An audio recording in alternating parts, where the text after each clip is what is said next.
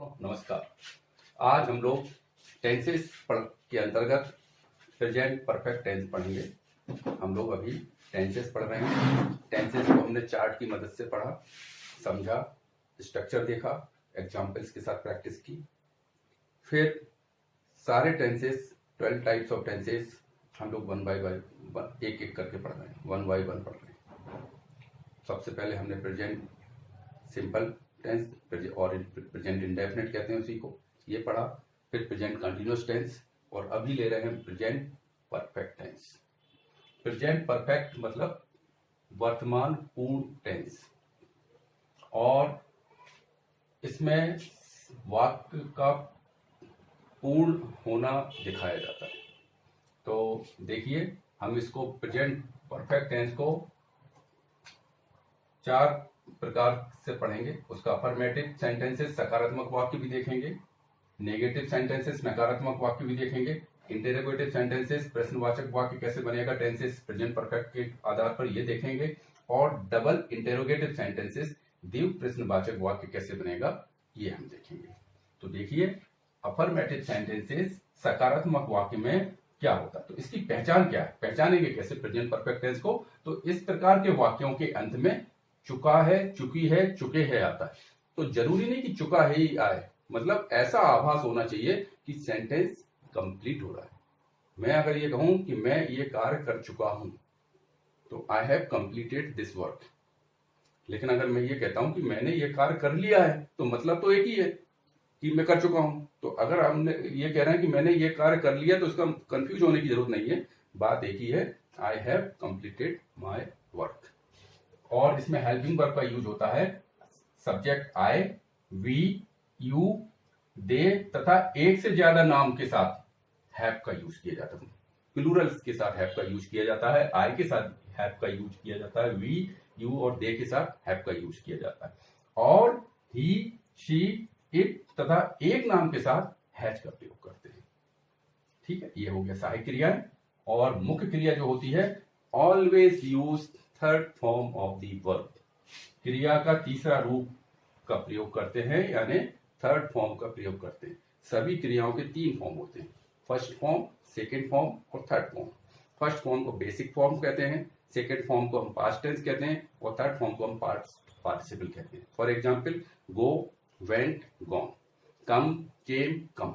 तो इसमें कौन सा क्रिया का फॉर्म यूज होगा, third form of the verb. एक बात ये है। अब इसका स्ट्रक्चर देखते हैं अफर्मेटिव सेंटेंस का। सब्जेक्ट सबसे पहले लिखेंगे, उसके बाद हेल्पिंग वर्ब हैज या हैव। अगर सब्जेक्ट आई आएगा तो हैव लग जाएगा, अगर सब्जेक्ट इट आएगा तो हैज लग जाएगा, सब्जेक्ट वी होगा तो हैव लग जाएगा, नॉट है तो नॉट लगा देंगे, और नॉट नहीं है तो इस जगह को खाली छोड़ देंगे। Then third form of the verb and other sentence, जो other part of the sentence है उसको लिखेंगे। एग्जाम्पल्स देखते हैं, बढ़िया एग्जाम्पल्स लिए। ये 2 एग्जाम्पल्स हम सभी जगह फॉलो करेंगे, तो उसके बाद और भी एग्जाम्पल्स लेंगे। She has passed the exams, वह परीक्षा पास कर चुकी है। तो इसमें she is a subject, has is helping verb, passed it is the third form of the pass, and the exams is others में आ गया। Second example is Ravi has taken his pen, Ravi ने उसका पेन ले लिया है या रवि उसका पेन ले चुका है, बात एक ही है। और इसमें Ravi is a subject, has is helping verb, और टेकन इज मैन वर्ब, और हिज पेन इज अदर्स में आ गया। इसका नेगेटिव पार्ट देखते हैं। तो नेगेटिव सेंटेंसेस नकारात्मक वाक्यों में क्या होता है, इस प्रकार के वाक्यों में हैज या हैव के बाद नॉट लगाया जाता है। स्ट्रक्चर ये दिख रहा है, इसमें ये नॉट लगा हुआ है, नॉट लगा रहेगा तो स्ट्रक्चर नेगेटिव सेंटेंसेस का हो गया, और अगर नॉट खाली कर देंगे तो ये स्ट्रक्चर अफर्मेटिव सेंटेंसेस का हो जाएगा। तो एग्जाम्पल्स देखते हैं, सेम एग्जाम्पल्स को देखते हैं। नॉट कैसे लगा है, she has not passed the exams, वह परीक्षा पास नहीं कर चुकी है, या उसने परीक्षा पास नहीं की है, बात एक ही होगी। सेकेंड एग्जाम्पल होगा, Ravi has not taken his pen, Ravi उसका पेन नहीं ले चुका है, या रवि ने उसका पेन नहीं लिया है, बात एक ही है। इसमें ये नेगेटिव हो गए। अब come to the interrogative sentences. Interrogative sentences में प्रश्नवाचक वाक्य हिंदी में कहते हैं वाक्यों के पहले हेल्पिंग वर्ब हैज या हैव लिखते हैं।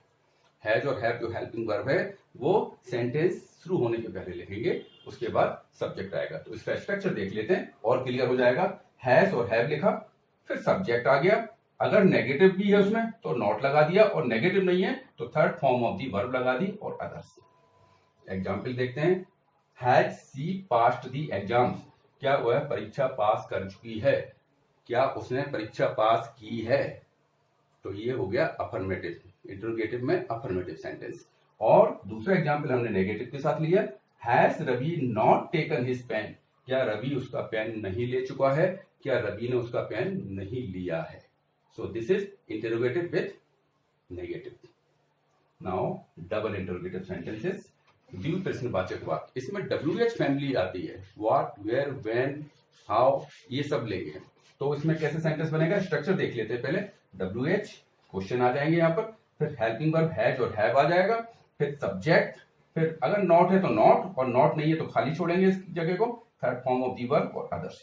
एग्जाम्पल देखते हैं। When has she passed the exams, वह परीक्षा कब पास कर चुकी है, या उसने परीक्षा कब पास की है। और सेकंड लेते हैं नॉट के साथ। Why Ravi has not taken his pen, Ravi pen क्यों नहीं ले चुका है, या रवि ने पेन क्यों नहीं लिया है। तो इसमें देखिए WH भी आ गया हैज, और इसमें सब्जेक्ट हो गया और नॉट भी लग गया, तो क्वेश्चन विथ नॉट आ गया। ये हो गए हमारे, ये मैंने आपको सारे बेसिक कॉन्सेप्ट समझा दिए हैं। इसके कुछ एग्जाम्पल्स और हम देख लेते हैं इसके बाद, तो और आपको ये क्लियर हो जाएगा।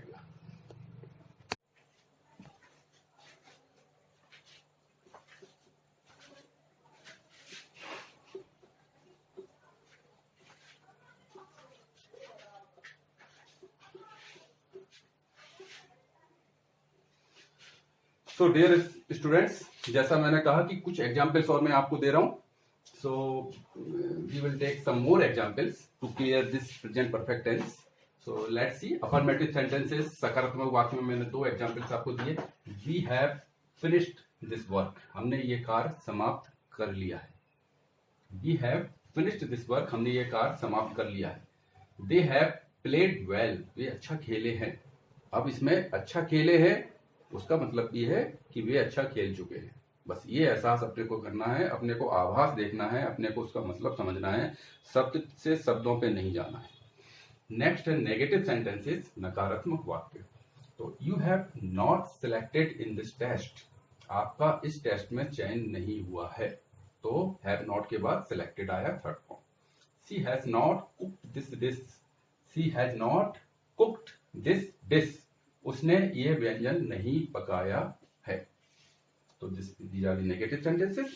और इंटरोगेटिव सेंटेंसेस में देखते हैं प्रश्नवाचक वाक्य। इंटरोगेटिव में हेल्पिंग वर्ब बाहर आती है, इसमें 2 केस होंगे, एक तो अफर्मेटिव का, एक नेगेटिव का, और हमने इसमें दोनों केसेस लिए हुए। Has he gone to Mumbai, क्या वह मुंबई जा चुका है। और इसका नेगेटिव मैंने ये लिया थर्ड नंबर पे, देखिए has he not gone to Mumbai, has he gone to Mumbai और has he not gone to Mumbai, क्या वह मुंबई जा चुका है या क्या वह मुंबई गया है, और क्या वह मुंबई नहीं जा चुका है, क्या वह मुंबई नहीं गया है, एक ही मतलब है ना। और have you taken your dinner, क्या आपने रात्रि का भोजन कर लिया है। और have you not taken your dinner, क्या आपने आपका रात्रि का भोजन नहीं किया है। तो ये दोनों कंडीशन हो गई इंटरोगेटिव की। Now we will go to double interrogative sentences, जिसमें व्हाट वेयर का यूज किया होता है, when, what, where, why. So द्वितीय प्रश्नवाचक वाक्य, इसका एग्जांपल देखिए। Why have you asked this question, why have you asked this question, आपने ये प्रश्न क्यों पूछा है। और इसका नेगेटिव, इसके भी 2 केसेस होंगे, अफर्मेटिव एंड नेगेटिव। नेगेटिव 1 देखिए, why have you not asked this question, आपने ये प्रश्न क्यों नहीं पूछा है। और next, when has he visited my home, वह मेरे घर कब आया है या वह मेरे घर कब आ चुका है, बात एक ही है। और उसका नेगेटिव पार्ट देखिए, अफर्मेटिव हो गया। अब इसका नेगेटिव देखिए, वेयर, नेगेटिव दूसरा बनाया, where has she not lived, वह कहां नहीं रह चुकी है या वह कहां नहीं रही है। और भी एग्जाम्पल्स बन सकते हैं, प्रैक्टिस करिए। और इसको, जो मेरा ये वीडियो है, इसको आप 1 बार 2 बार 3 बार जितने बार देखना चाहते हैं देखिए। प्रेजेंट परफेक्ट टेंस मैं समझता हूं इस वीडियो से आपका बिल्कुल क्लियर हो जाएगा। Thank you.